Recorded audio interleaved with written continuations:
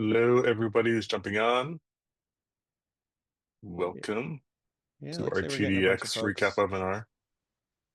Yeah, people join in. Awesome. Oh, we got some note takers in here.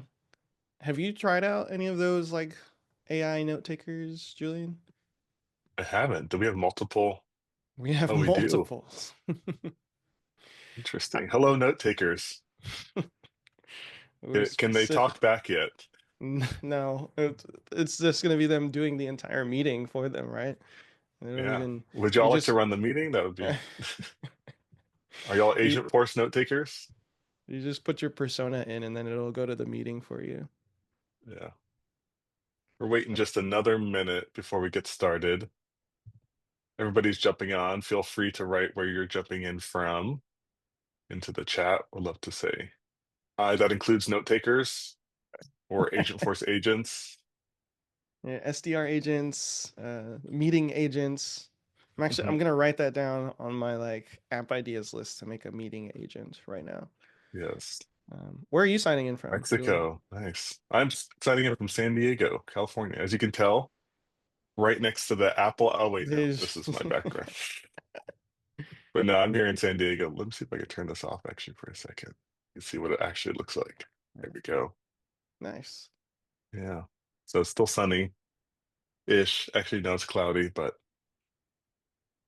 that's good for lighting. How about yourself? Yeah, I'm still in Oklahoma, so Oklahoma City. But as some folks have been picking up on, I'm actually relocating soon to North Carolina, which will be Oh, an adventure for sure. nice. Raleigh? Close to it, Asheville, if you know the Nashville. area. Nice. Looks like we Yeah, got Mexico, India, Myrtle Beach. Welcome. A note taker joining from the Matrix. Hello. I always yeah. say please and thank you when I'm asking, when I'm prompting. So please remember that. So that it locks it in for later on when they take Yes. over. North Carolina. Looks like you'll have some friends soon. Canada, St. Louis, Virginia. Hello, hello. Oh, same Mexico. Same person, but a little bit more. Veracruz to be specific. Canada, Nice. Houston. Great. I'm Yeah, originally from Austin. So, good bunch from all over the place, seems like.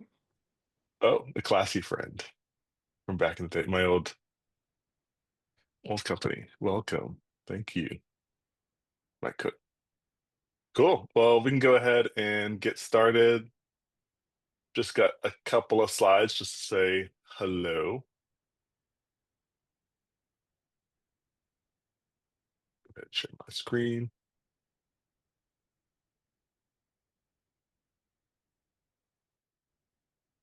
So yeah, welcome everybody to our TDX recap webinar with myself, Warren. We will be talking in a more interview, I'd say podcast style today, just chatting with each other about our thoughts about TDX. We actually met up briefly at TDX, first time in person, which was cool to say hello. But we also walked the floor ourselves, or I was tabling as well, and we got to talk with a lot of people, had a lot of thoughts. Obviously, went to some of the big sessions at TDX, and so we have our own takes on it. So thanks for being interested in that. A quick note, Salto about Salto. So I am a developer evangelist, Salesforce developer evangelist, DevOps evangelist, I should say, at Salto. We are a DevOps platform that makes deployments and getting changes to different orgs and different environments in Salesforce as easy as possible. So you can see on the screen there, we got a QR code. Feel free to sign up. We actually have a 30-day free trial. So please check it out if you're curious about how we work. You can try doing a couple deployments to do a few orgs. Would love to chat with y'all more on LinkedIn or on other forums once y'all use Salto and try it out. We might mention Salto a little bit today, but really the focus is more on TDX. So like I said, I am a DevOps evangelist at Salto. Julian Joseph, he, him. Give a little bit of my background. I've been in the Salesforce space for about 10 years now, working at companies like Classy, which is now owned by GoFundMe. I'm at Salesforce itself, another one called AgentSync, BOK Financial. And so those are a mix of Salesforce customers and partners. So ISVs making managed packages, or Salesforce customers. A good portion of that I've been doing DevOps, also a quality engineer, tester. And so I've brought that testing mindset to my day-to-day life and my smart home products. So I have over 100 smart home products in my house, much to my partner's, my fiance's frustration at times when they activate or turn off or on, or when I'm being really mischievous and I turn off lights in the room he's in just for fun. I learned never to do that again. Sorry. Um, but yeah, my house is fully on the network. I will be first to go if the please and thank yous don't work, to all of our note taker friends on the call. But yeah, you can find me at julian.social there if you want to link up and chat some more, or on LinkedIn. And yeah, just another note, I mentioned I have a fiance. I'm recently engaged, so that's a pretty cool update to my life. Congrats. Yeah. Yeah, and I'll let Warren, feel free to intro yourself. Yeah. So I'm Warren Walters. I am I guess I like to call it a C3PO. You know, when you own your own company, you can make up your own titles and all that fun stuff. So, but I do development training at Cloud Code currently, right? And probably a lot of you see me just posting a lot, sharing a lot in different forums like LinkedIn, YouTube, just on Salesforce development because I enjoy sharing that stuff. So, before that, worked at various different companies, internal, doing like ISV work and development and even consulting and all of that stuff. But currently, just teaching people Salesforce development, which is really fun and satisfying. Also, Salesforce MVP, and you know, you can catch me on LinkedIn. For the most part, is the best place to get a hold of me. And yeah, for all of y'all coming in here, make sure, put some comments in the chat and we'll be reading them periodically and answering questions and all of that. But let's dive into TDX because yeah, it was really great to meet you in person and just kind of go through things from there. Really, off that share. Yeah, so I think we first met on LinkedIn, and it was with in the context of a course that you were teaching, and we eventually collaborated, and I actually taught or gave a little bit of an explainer on what a DevOps engineer does. And Yeah, so, yeah.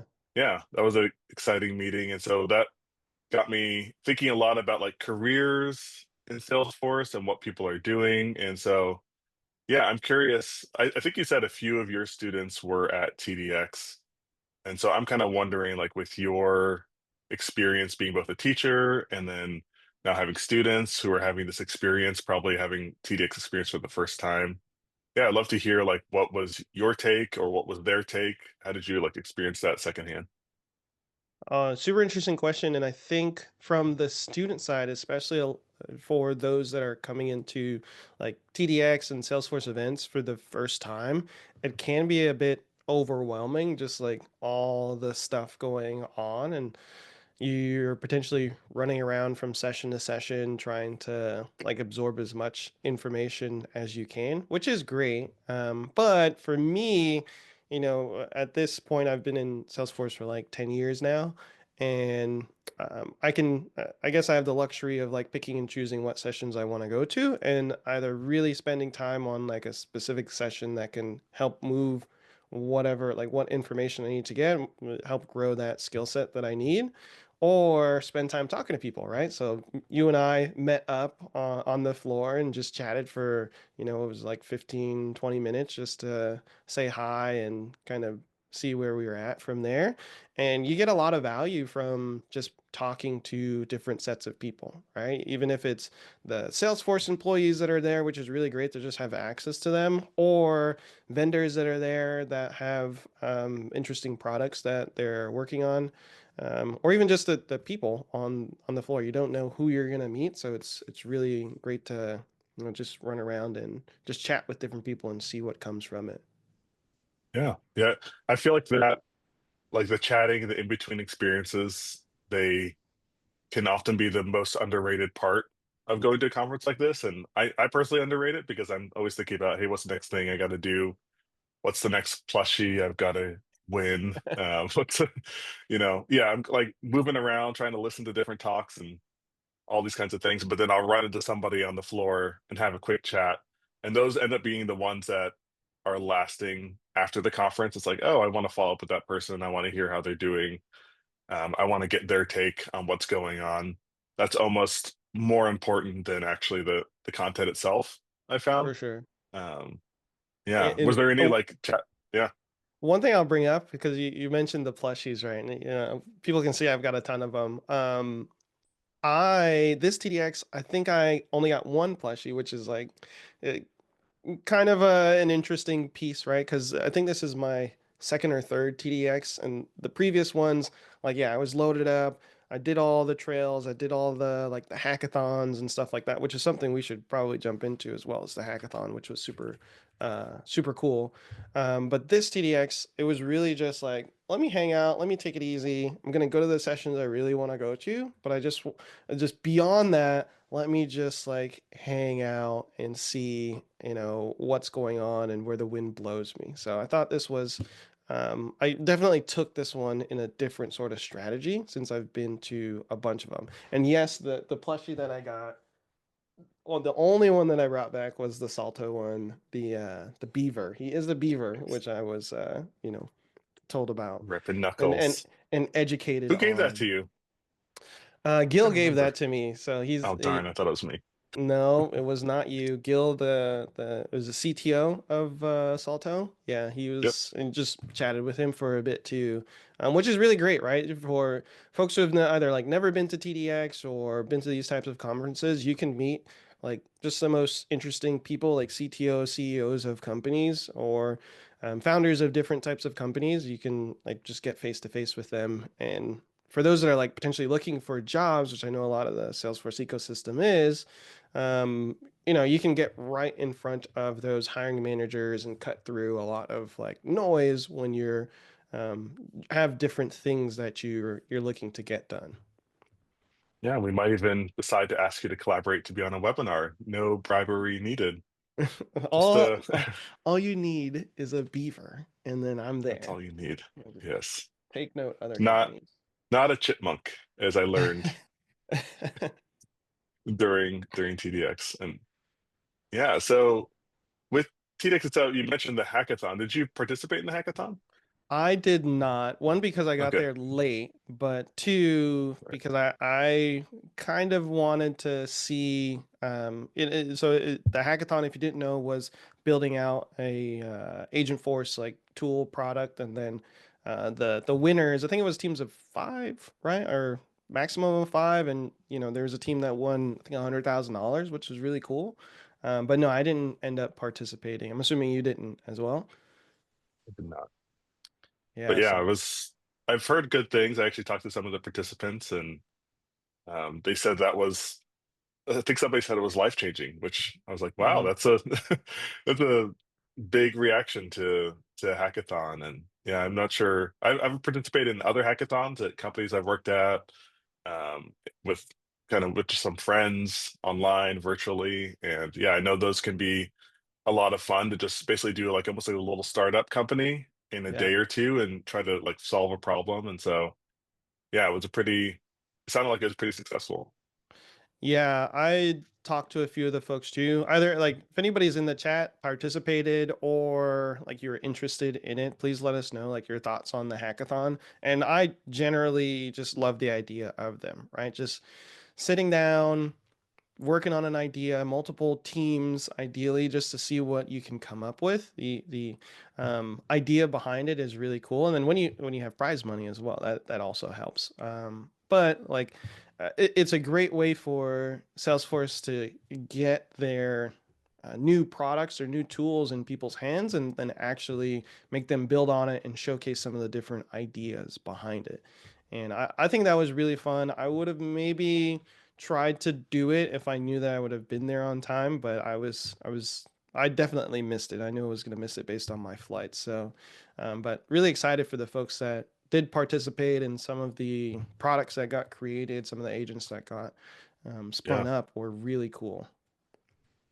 So I really wanted to chat about Agentforce, obviously, but in the context of marketing, and I'd even say potentially spin and some of the vibes from the conference. I know there was a big focus on Agentforce. Like it was all over. I want to say it started at Dreamforce, this past Dreamforce, and then it really amped up, maybe even climaxed with TDX just all being about Agentforce marketing. I was seeing it on billboards and then ads before I even got to the event.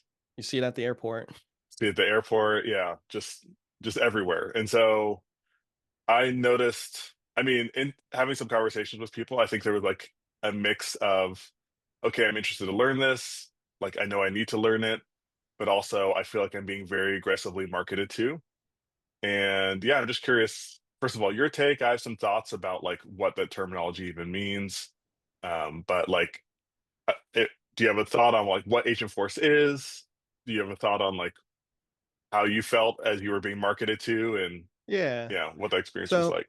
I think that Salesforce, and you have to remember, right? They are a company. They need to continue to sell things to remain profitable and all of those things, right? So Agentforce is their new thing that they're really pushing towards, and it's in the entire like very buzzy like AI realm that's going on right now. Like every company is putting AI into their products because well, it's one, it's really hot, and two, there's like actual practical applications that can be done with AI and all of those things. So like Agentforce as a whole, right? I think it's smart from Salesforce just to go down that route because other companies, right, will come up with a CRM that's AI powered, and they'll potentially like disrupt them or take market share. But that being said, right, like Agentforce as a tool, as a product, it's very broad, right? There's not a specific um, it's more of a catch-all for some of the tools and capabilities that exist inside of Salesforce, which is very hard to like, me as a developer or me as an admin to like pin down on what can I actually do with it, right? What can I actually do? And I think TDX was trying to showcase that a little bit more, especially as they go into like the like the two I think it's 2DX and the multi-agent steps and all of that. So like finally we're getting to a point where we can actually see some of the use cases and the like the practicality behind it. So I don't know if you were seeing like something similar or like on the marketing front as well. It's still very like vague, very broad, at least to me. But if you dig deep enough, or if you're in those circles that will kind of showcase what it can actually do, then it becomes more useful. Yeah. I I definitely think it's vague and broad. And I will say like um during TDX, I feel like I had a bit of an epiphany myself. And that was actually just how Salesforce does marketing. So obviously I've worked at Salesforce. I've been on the other side of the marketing spin, if you will, or on the marketing conversations. And I began to realize that this TDX, like my opinion is Agent Force isn't so much of a product or an it isn't really a thing to be defined, but I think it's really another representation of where Salesforce is going as a directional shift. And what I mean by that is I think Salesforce has done this several times now, like with the word cloud, for example. There's Sales Cloud, there's Service Cloud, Nonprofit Cloud. Like, what is All the cloud? clouds. All the clouds. Like, what does that even mean? I mean, it doesn't, I don't actually think it means one thing. It's not supposed to mean one thing. It's actually just supposed to make you think about, hey, these things are in the cloud. They are basically industries. They're kind of like topics to talk about, but we're just going to put the word cloud on things to make you think about putting things in the cloud. Another example I think is like Einstein. What is Einstein? Einstein's kind of like the old Agent Force in the sense of Yeah. like we're just going to put it on things and like we're going to talk about AI. Anything that is AI-ish or makes you think Yeah. I about think it more was complex action. Yeah. for Einstein, it was a lot of like intelligence stuff, like anything that was beyond, just like point and click, where now the processing, now the computer, now the server is then like surfacing things for you. Now it's doing additional actions for you where you didn't potentially have to like ask for it or click a button, right? Definitely. Um, Yeah. And I think the way Salesforce is using Agentforce today is actually just like a stand-in for the word AI. It's just like Salesforce's use of the word AI. And what I mean by that is I think if there was an AI company that, let's say, Salesforce were to go purchase tomorrow, there's a good chance they would just rebrand that company Marketing Cloud for Agentforce or Agentforce Marketing Cloud or something like that, and like bring it into another product, just put Agentforce on it. It's the AI, it's their way of saying, hey, this is AI to a certain degree. But it's not one thing. Potentially there, I mean, there's the agent builder whole experience within the Salesforce app. That's probably like the first, if you're thinking about an Agentforce product, that's probably the closest to one Agentforce product. But really, the way that they're going to use Agentforce is they'll just put it on anything that they want you to think is associated with AI, associated with the future. yeah, I can totally agree with that because I mean, we now have, was it Agentforce for developers, and then agents that then do like SDR and setup, and then there's Agentforce for Marketing Cloud, and like all of these different things. And kind of the way you explained it, I just treat it as like, okay, now it's AI tacked onto whatever I'm getting done, right? And if you haven't tried out Agentforce for developers, or if you tried it out previously, it was like Einstein for developers. It's similar to GitHub Copilot, where it helps like pre-fill in code for you, or it's AI generated tests that you can create for your Apex code. A lot of that stuff kind of comes through and gets automatically generated, right? But if you've used other tools like ChatGPT and things like that, where you can, paste in your Apex classes and ask it to write tests for you, it's just all baked inside of Salesforce. And there are some additional aspects to it, like the trust layer, where it's supposed to help mask your data, and it's already integrated with your Salesforce data, which makes it really nice, right? But at the same time, there is still like you can easily compare like Agentforce to developers for just like AI in an IDE and stuff Mhm. like that, right? But it is Salesforce's marketing that kind of just like slaps that in front of it as like a catch-all for a lot of their AI things. Yeah.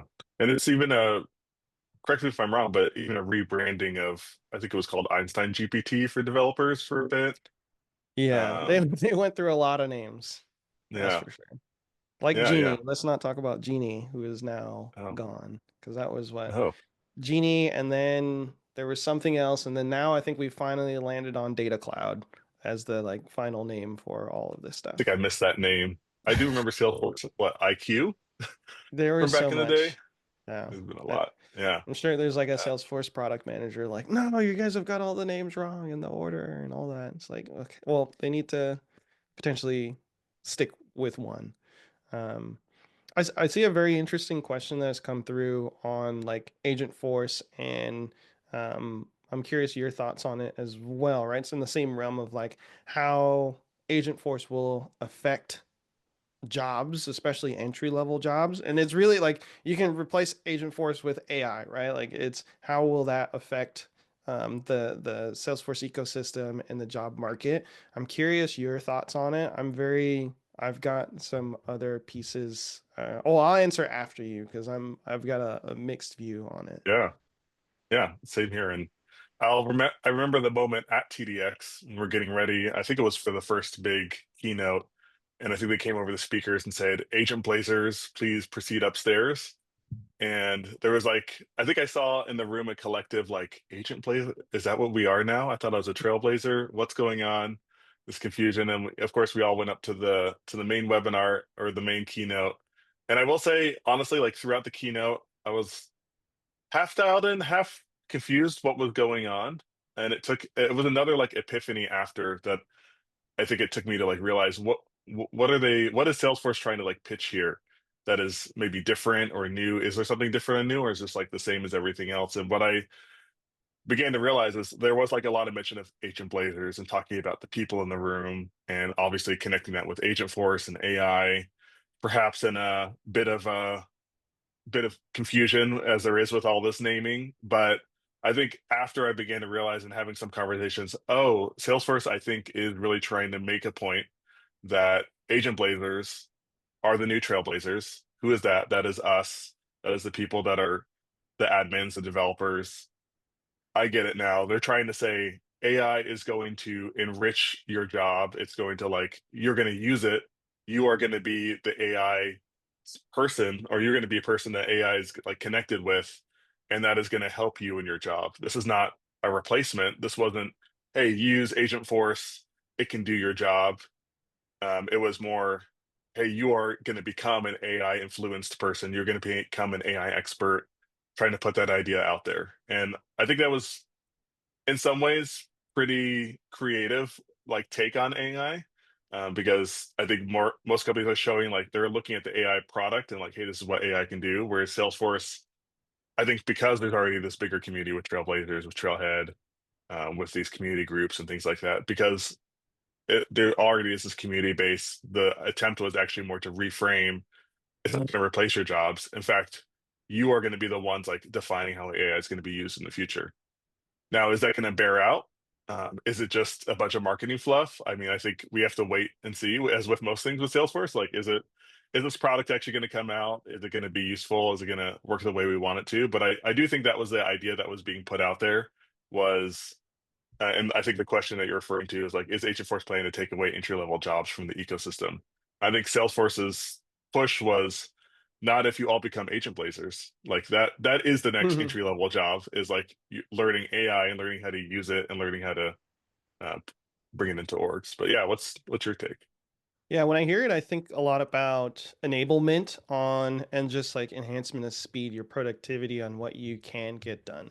So I don't think as an entry level person you should shy away from it because it's most likely here to stay, right? I say most likely because Salesforce does change direction as things go on, but this one seems pretty sticky and there are a lot of like clear benefits of getting on board with some of the new things that are the new capabilities that like Agentforce and AI brings to the table, right? I was looking at and I was at I think a booth that was talking about Agentforce or agents for setup. Don't mess me up on the names, right? But this is how I'm interpreting. This is what I got from it, right? So you're able to basically just get a helper soon, right? I'm sure it's like safe harbor and all of that, but there's like AI assistance when you're in the setup where you can create formula fields with natural language. You can create just fields and objects with natural language and just other tools that will help you work faster, right? So you can cut through some of the monotony of like, okay, I gotta click here, go here, move this, and then you're able to just be more productive in the work that you're doing, right? And that will then expand out to you taking on more complex tasks, you taking on more like complicated things as they go on, right? So it's potentially raising the bar of like what you should be able to produce, but it's still going to be like you mentioned, like this is where the entry level job is going to go, right? You have to be familiar with this tool set. Similar to how when we moved from like Visualforce to Aura components and Lightning Web components, right? If you didn't keep up with the changes in the development stack and the development ecosystem, you look a few years, like even in nowadays, right? Like very little jobs are asking for Visualforce, right? So you needed to keep up with the latest technology. Similar with like workflow rules, process builders, and flows, right? Nowadays, it's standard just to know flows, whereas before, you could get away with workflow rules and stuff like that. So I think all of the like Agentforce AI stuff is going to kind of take that place where you just as an entry level person you need to be familiar with it, but it's not gonna, in my opinion, it's not gonna like replace your job, right? You still need to Yeah, talk with clients. You still need to decipher requirements and then put that into the system in the correct way and like architect it. And that's going to be pretty hard for like just an AI to come in and replace you completely. definitely. Which I also think though can be intimidating because it's like just yet another thing to learn. Like Salesforce is pitched on learning data cloud, on Einstein, on okay, now Agentforce, maybe Tableau, put in Slack. It's like there's so much out there that you could be learning, and just to say, hey, now learn another thing, I think could be intimidating. And I will say, like, one recommendation that I've made with people who've asked about like learning really any new skill in Salesforce is like also to think about and keep an eye on what's being deprecated and what you don't necessarily have to prioritize learning right now. and like just keeping, especially if you've already been in the ecosystem maybe for a little bit, but you got to learn one more thing. Think about like what can you replace that with rather than what can you just add on. I also think that's just like a healthy mental health strategy of there's going to be Hmm. like a lot of things for you to focus on, a lot of directions you're going to be pulled in life. And it's like, what if you're being asked to add something new in, maybe what can you take out of that? Because it's not your focus. It's not interesting to you at the time. It's not, helping you in your career goals, whatever that looks like. That way you can keep it still at a reasonable level. Still keeping up with the trends, but not being overwhelmed by just like the pile of things that you were being told you should have learned from the past. Yeah, I think that makes sense. And a lot of people will the way I look at that is like go based off of what your work or what the market is kind of dictating, right? So if your work is asking you to learn like Agentforce for a specific reason, right? It's ingrained into your workflow and like all of that stuff, then of course, right? You want to make sure to learn it and pick that up.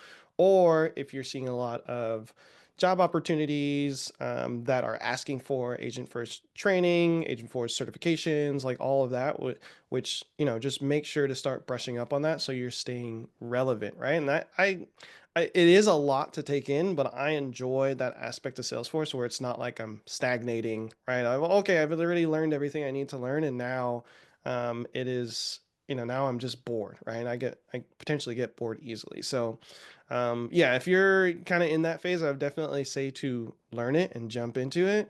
And even now, right, with the developer editions, that was announced at TDX as well. Like everybody can get a developer edition that has, I think it's Data Cloud and it's Agentforce enabled, which is like that's just really great for adoption in general, right? It's one of a really smart move based on Salesforce and what they're doing.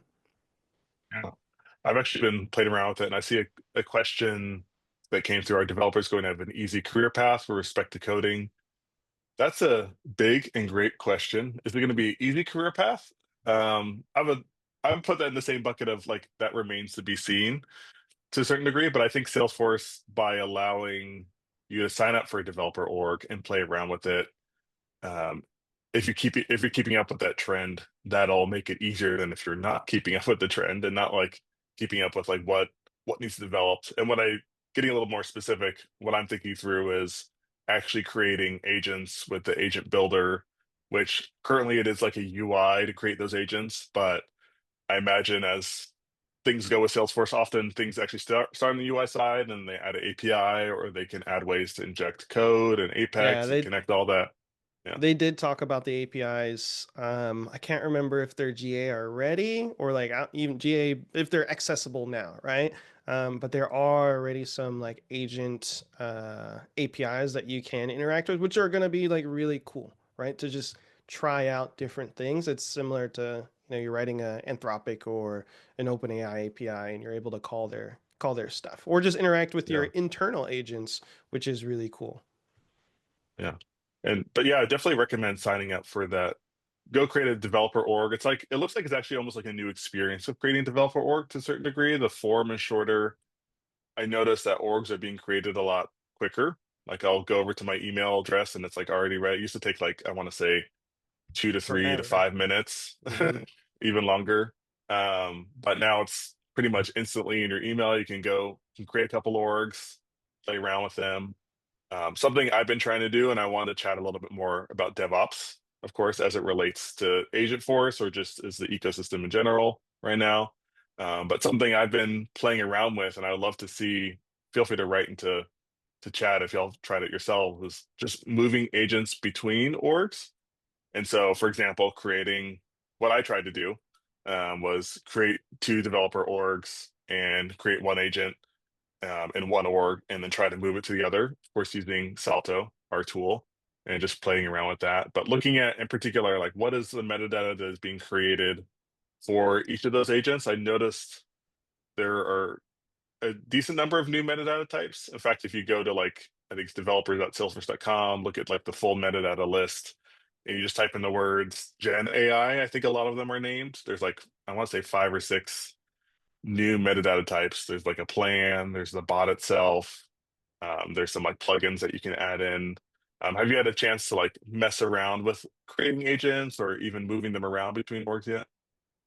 Yeah, I definitely have created them. At TDX, I did one of the. I did spend a little bit of time creating one because like, come on, that's all they were talking about, so I had to try it out. And then before that, I did some of the, I think like the community events that were for Agentforce enablement and all that. So I did go through a few of them, and I thought it was an okay experience, like generating the bots and all of that. And I really like the builder where you can see the different actions that it's taking and like how it's thinking about things. I thought that was very cool and great for people to understand like what's going on under the hood. But I have not tried deploying them to a different org. I've heard like different stories from different people where like the metadata wasn't available yet or they're just struggling to do proper deployments. But I feel like they probably have it figured out now because there's that new, what is it, Agentforce Exchange, right? The new like version of the app exchange that's just for the like all things Agentforce, right? So I'm assuming that like that has to be figured out, or at least a good portion of it needs to be figured out if people are bringing down these apps from the agent exchange and deploying them into their orgs. But yeah, I'm very curious about it because I haven't seen like what any of that metadata looks like under the hood. Like, is it like very cumbersome with a whole bunch of different pieces, or is it fairly straightforward? And it sounds like you've dived into it a little bit. Yeah, I would say medium cumbersome. From what I was seeing, is like there are a good number. You'll create an agent, and then that ties in or creates several pieces of metadata. I think a minimum of two. I will say, like I saw the bot and the planner. But then there's also the existing, I want to say they call them plugins and or actions that you can add into an agent. And so for those of who haven't like dived into the agent builder, generally speaking, this is the way I've come to understand it is like you open the builder, you want to create an agent. What is an agent? In my mind, I'm thinking of it as a chatbot. I think it is more than that. I think Salesforce wants you to think of it as more than that, but that's just the easiest analogy. I think of ChatGPT and Gemini, things like that. I'm creating a chatbot at the very least, but obviously it goes from there. But you go in, you create an agent, you have like the tester of the chatbot on the right side. You can actually start talking with it pretty quickly. You got to name it like you do with like as if you're creating a field or an object. You got to give it a name, API name, some description, all that kind of stuff. But then the other piece is that you're adding in additional functionality or additional knowledge to the chatbot. And so you can choose, for example, to like bring in Salesforce knowledge if you're using knowledge articles, I think, within Salesforce and other kinds of data within your Salesforce org. You can say, this chatbot now knows about this piece of data. Or you can even add in data cloud data. So if it's not in your Salesforce org, but it's in data cloud itself, you can add in that like larger data set, and now you're basically influencing this agent the same way that I imagine the same way Gemini, ChatGPT, from a very simplistic point of view, the same way that they influence their bots, like you're now influencing it with your data, Mm, and or even tying it specifically to the data that is in that org. And then at some point, you would be taking that agent and like putting it in different locations, whether it's like a service application like an experience cloud, like it could be a bot that is like customer facing, or you could be using it internally for your own, just for your Salesforce admins, devs, things like that. But that, especially that layer of choosing what to influence that agent with, those different actions, that different piece of knowledge, I think that's where the metadata piece of it gets more and more complex. And yeah, I think from what I saw, it looks like Salesforce is still figuring it out to a certain degree. I suspect it's going to get even simpler and more straightforward right.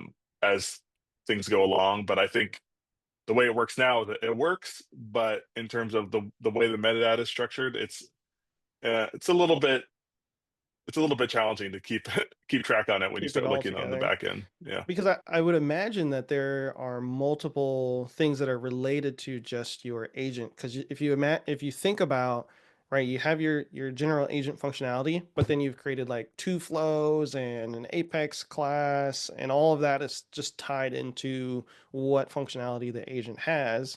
So when you're deploying that to another org, right? The simplest version of this, right? You have a sandbox and you want to deploy all this stuff to production. Chain sets, I already know they're going to struggle with that because they just doing a lot of those related fields or related metadata with chain sets. It like for me, it always forgets something. So then I'm assuming they're going to want to like really push the DevOps center from the Salesforce side of things, and maybe it has like a nice way of like packaging it up and just like sending it out with everything.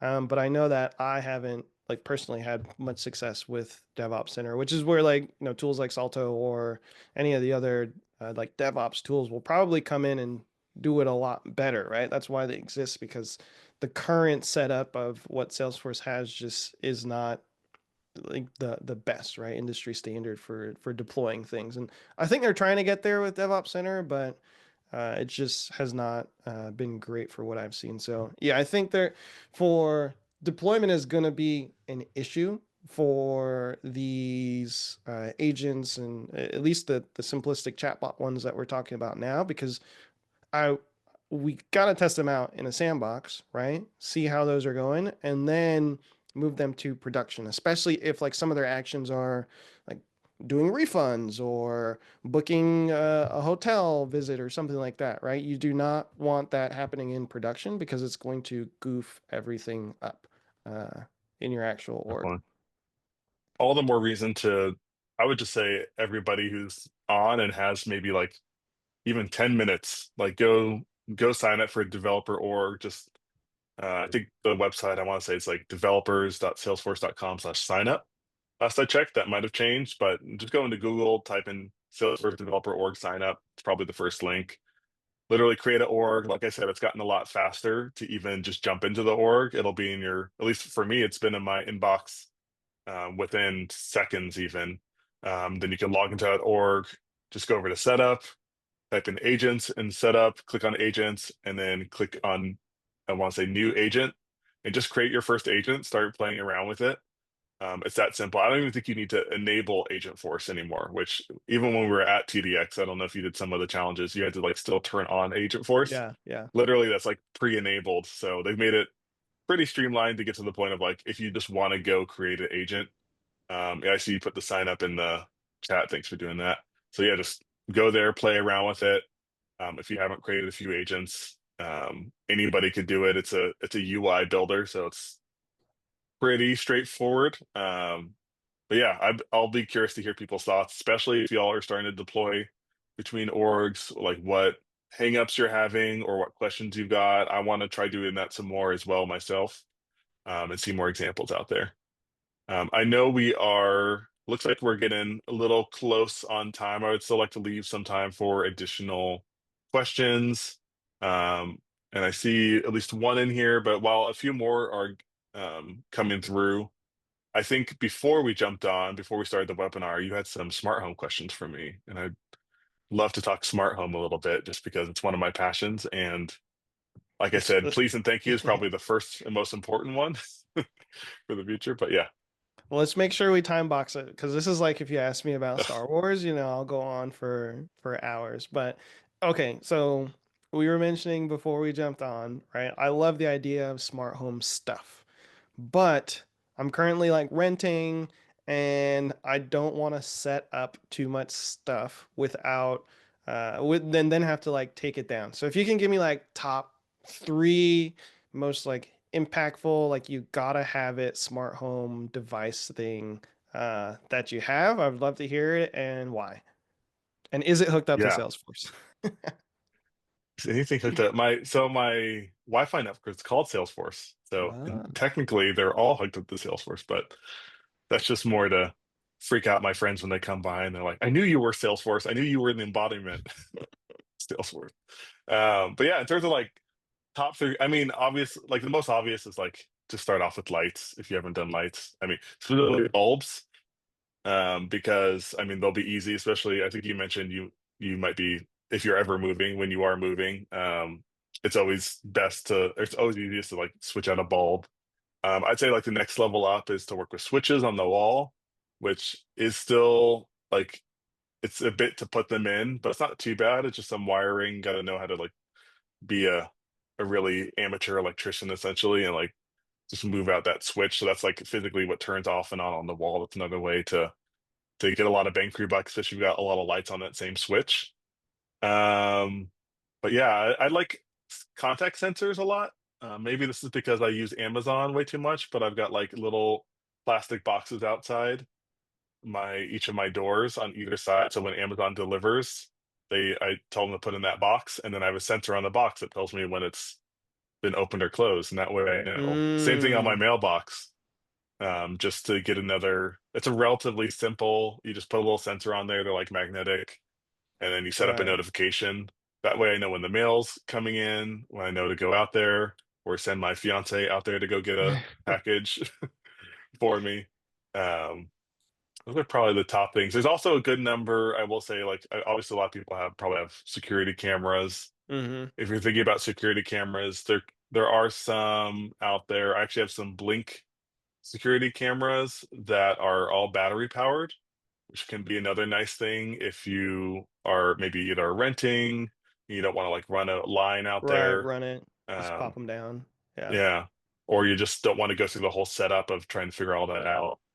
There are some that have like the lights on them that turn on a security camera, but it's all battery operated. So you just all you gotta do is like find a way to stick it on to the wall, drill it into a wall, and then you got a camera Right. right there. And I guess Yeah. last question on this, and then we can jump into the Q&A.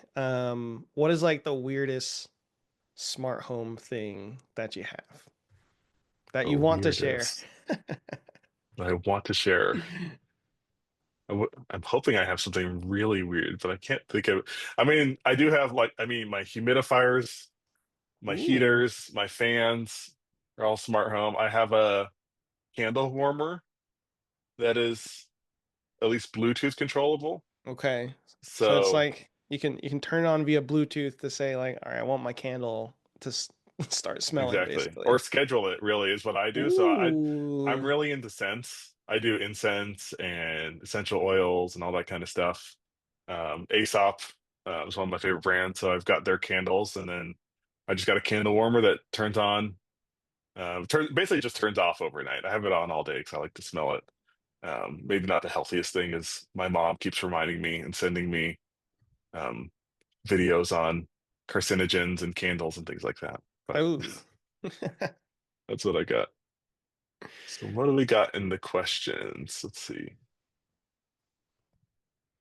About senior consultants with 10 plus years experience. Sound as though it's essential to be agent horsepower to be successful going forward for senior consultants. So yeah, that's I definitely agree. I mean, I would say if you're at any level learning Agentforce, like even if this is your day one of Salesforce, that would be something I have on my docket to learn.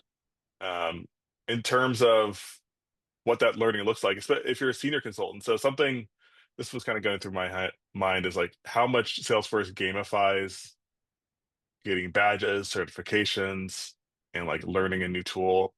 And Agentforce is I think they even took it to another level. So I mean, we have badges, super badges, certifications, but they announced, and I can't remember the exact naming, but like almost like another set of Level. steps, Hmm. levels, set of like Agent Force levels to learn. And I think the first two were kind of like super badges. They didn't call them super badges, but then the third one was actually a certification. So it was like a step one, two, three. Have to look for the exact name on it, but especially if you're like a high level consultant, I'd be considering trying to get at least the first two, if not getting certified as well. If you've been doing it for that long, you're probably very used to certifications, but might as well get that experience, get that on your resume, put it on your LinkedIn banner. I Yeah. say all this being completely uncertified myself, but Oh my. yeah, I guess that's why I'm here to make up for, your lack of certifications. And I did see that, so I looked it up while you were talking about it. It's the Agent Blazer statuses, I guess is what they're being called. And then there is champion, innovator, and then there's a new legend one that is coming soon, which is not out yet. But you're totally right. Like the gamification aspect of learning, which on one hand, I think is really great and like a smart move from Salesforce to make sure that all of the people that are working on the platform are educated and up to speed with, the best practices, the foundational knowledge that they need to actually build on top of the platform, right? So, going back to the question on like the senior consultant side of things, right? This doesn't look like it's going away. Your clients are going to start getting these products, like a whole suite of Agentforce products, if it's the agents or the setup or whatever it actually is, some autonomous actions, all of those things are going to start being baked even more and more into Salesforce. So it's just smart to start to learn all of that stuff now, right? Instead of waiting until the last minute and it completely flying by you and you potentially being passed up for opportunities, right? So I would definitely jump on it. And, it's why we're having these conversations talking about Agentforce a lot, because it is something that looks like it's here to stay. Nice. Agentforce statuses. That sounds like it's prime for rebranding pretty Well, soon. I went to the site and it says Agent Blazer status, and then Agent Blazer status. they have the different statuses on their ranks or levels, whatever we want to call them. But like, yeah, it's probably gonna get rebranded pretty Yeah, soon. that's going to be Agent Blazer. I don't know, hats, pins. It's got to be something I coming mean, soon. I'm here for the for all of the swag. Yeah. Another question here. Are prompts really $2 a pop? I haven't heard that, but I would believe it. So if people have more information about, feel free to put it in the chat exactly where they. I'm imagining that was like written somewhere, but I mean, just in general, I know running these AI models, probably a lot of people have heard about just how expensive they are, how power, how much power they're taking up, power consumption. I think some companies are investing in newer kinds of power generation just to be able to power AI agents of the future, like potential AI agents of the future. And so if it is that expensive, I wouldn't be completely surprised. I don't, that seems high, even compared to other ones, but I'm also not an AI expert, so maybe that's very reasonable. And all that to say, I do suspect Salesforce is putting a lot of, besides just the marketing power, just putting a lot of funding behind and a lot of investment in this being the future, maybe effectively losing money at this point so that people will start to use these AI modules a lot more, and then hopefully the price will come down, probably. And then I'm sure Salesforce is trying to get the best deals it can on its side with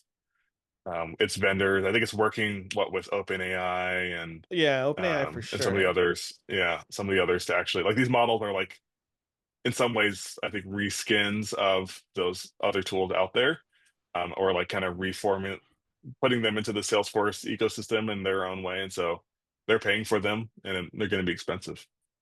Yeah, I guess on mine it's like safe harbor and all of that forward-looking statement. Make sure to talk with your AE or all of those folks on getting actual pricing on what these things are going to cost. Like I've seen that $2 a conversation number float around, but I personally haven't seen like an actual like SOW or like an invoice from Salesforce that actually outlines what the prompts are going to charge or cost. But Julian's totally right where, you know, a lot of these things are being sent out to existing models from some of the like other leading companies, but Salesforce adds in their like layer of security, their layer of processing with like all the data and stuff that's being sent through.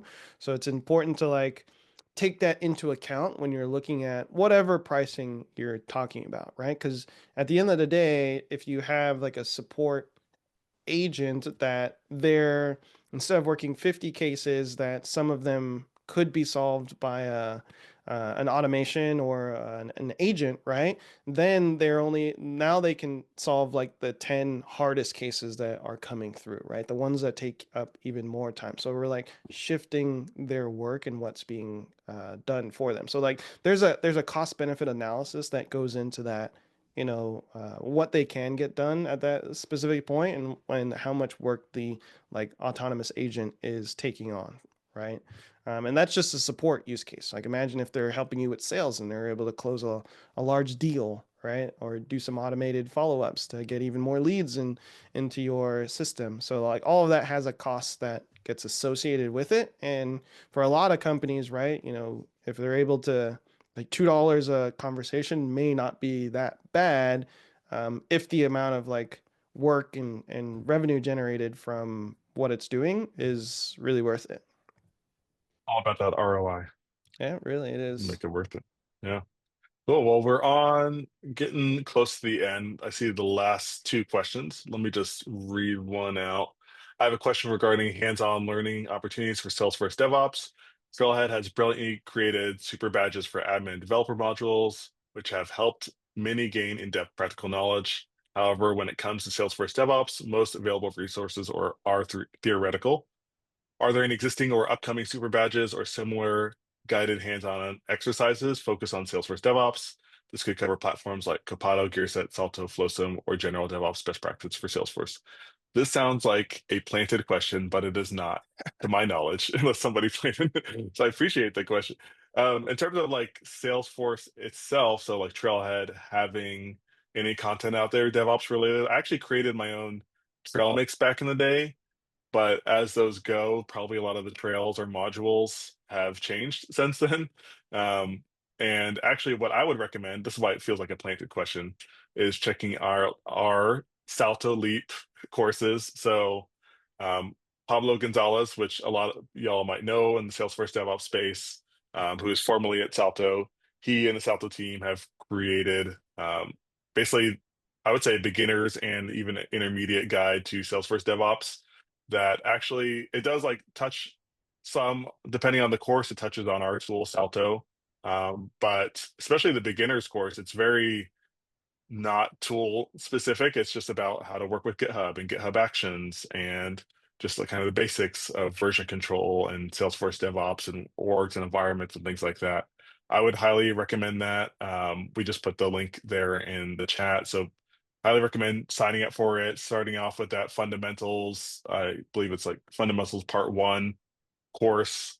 If you're getting into Salesforce DevOps, obviously reach out to me on LinkedIn. I have people reach out. I love to like direct them into other additional resources. But yeah, I don't know that there's anything official from Salesforce coming out. There might be like a DevOps Center module out there or something like that.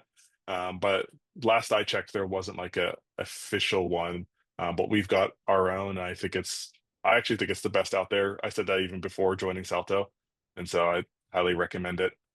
Yeah, and then with our last question, oh yeah, I put my LinkedIn. Thanks for plugging me. If y'all want to chat, if you're not already connected. Last question. I'm a senior Salesforce business analyst with over 5+ years of experience. I want to know if you host any networking events. I'm active looking for a job. I feel like that's a great one for you, Warren, because I know you chat with a lot of people.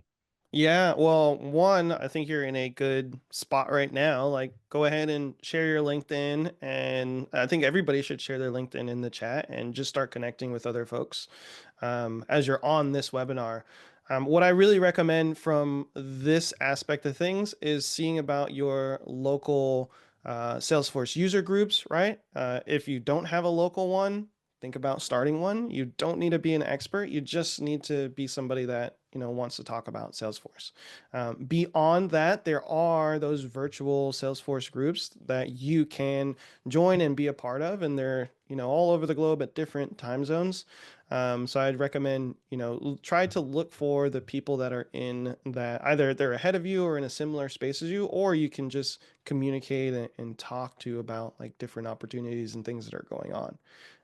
Beyond that, of course, there are the Dreaming events. Those are all over the world, just locally put on community driven events that you can look at. And those are some of my favorite ones to go to because it's a lot more just getting to know the actual people that are doing the work on like Salesforce platforms at different companies, right?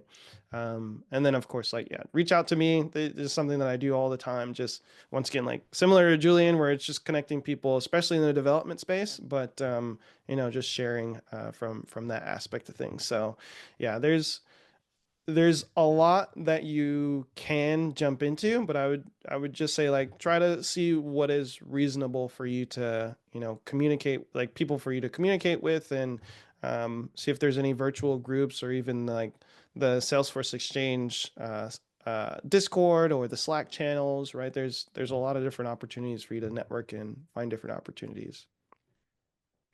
definitely. And that's all plus to all that, and that's in addition to the official stuff that Salesforce is doing, like Oh, TDX, the yeah. conference we Maybe did I with should you. talk. Maybe we should talk about I the mean, official stuff. it's all. I like the community stuff too. But yeah, like TDX that just happened, Dreamforce just. I heard the first marketing emails are going out for Dreamforce, which I want to Mhm. say is in what, October this year, maybe November. They move it around a little bit sometimes. There's the official Salesforce World Tour events, which I want to say, I think they're doing one in London, India. I want to say a couple other places. And this year, I think they're also adding in and just beginning to market TDX and or Agentforce. I'm trying to remember all the marketing terms, but I think they're doing something extra at these World Tour events that is more developer focused. I think Mhm. they're calling some of them actually TDXs, like that are like TDX London, for example, TDX India, Hyderabad, I want to say. And so there's other opportunities. If you're specifically looking to learn Agentforce and work with it, there might be some other ones that are closer to you, in addition to all these community events and even the official Salesforce stuff out there.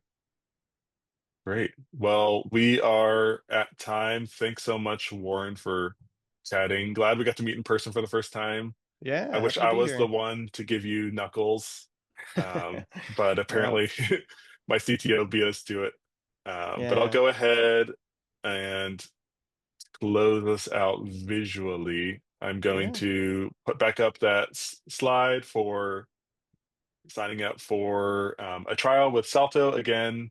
We're a DevOps platform, trying to make it simple, which I had a little bit about it today, but highly recommend everybody just signs up for it. In addition to those developer orgs, sign up for Salto, give it a try. Maybe try to use the tool to move an agent around. I'd love to hear your experience there. But yeah, reach out to us, keep chatting, and yeah, hope to do this again one day.